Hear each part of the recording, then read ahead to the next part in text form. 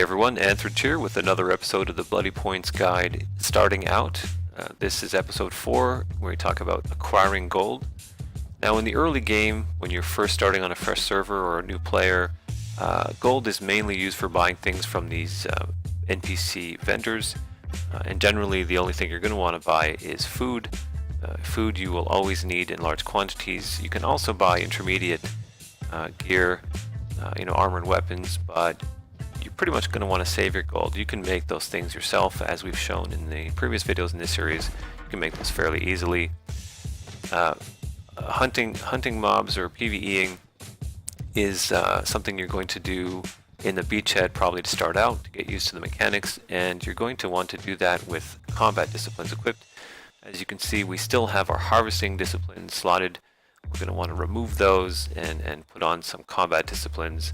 In the early game, combat disciplines are an important source of additional damage and additional powers, specifically things like crowd control, roots and stuns. So we're going to slot a couple of those. I'm doing these tests with the melee-focused ranger simply because it is fairly straightforward to play. It's easy to gear with intermediates and still do decent damage, and it's not as complex as something like a druid, or even an assassin.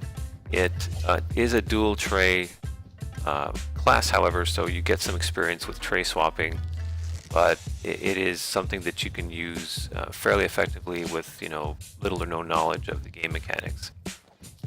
So these are what are called the pack pigs. They are non-aggressive mobs, so that they will not aggro you or attack you until you attack them or do damage to them first. That's a very important feature for the early game when you're trying to learn the systems and gain some gold.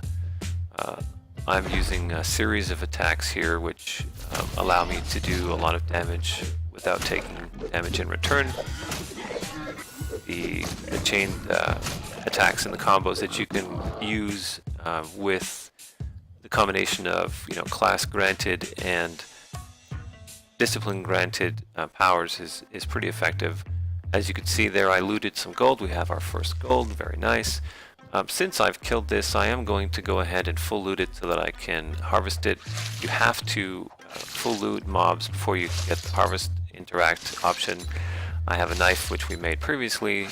You can see here I'm skinning this. This guy has no training in skinning, so the quantity is going to be low, but in the early game, in the starting area, when you're doing this kind of harvesting, the hide that you use can be put to good use with the intermediate armor, which we did not make, but it's made via the same process as was shown for the intermediate weapons in the previous video.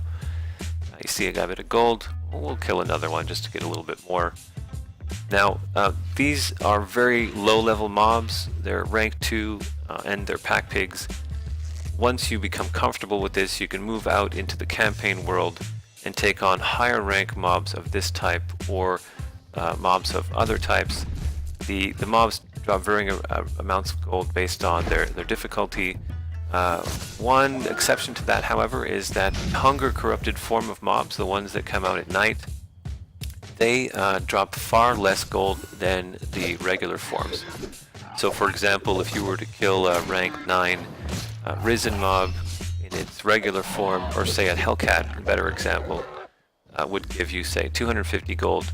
If you kill the corrupted form, it'll give you 25 or so. So it's an order of magnitude difference. So if you are specifically gold farming, try to time your efforts so that you are doing that when these mobs are in their day forms. You'll get a lot more gold out of it for your time. There are certain well-known camps and spots which players go to for farming their gold.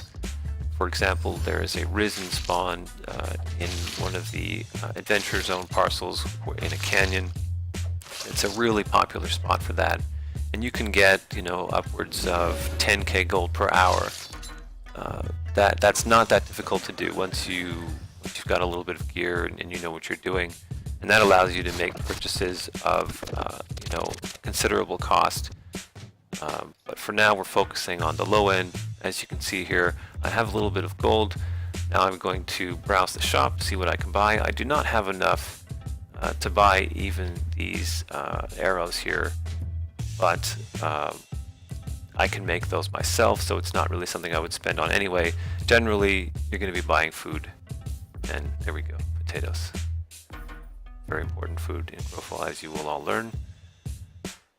That is the introduction to acquiring gold. Again, you could scale this up with more difficult mobs and more time. Next time, we're going to focus on buying things like armor. Here you can see we have the armor that you can purchase from the vendor, but you can acquire all of this stuff from other players' crafted gear in the EKs, and that will be our next video. Hope you've enjoyed this. I hope it's helpful, and that is the Bloody Point.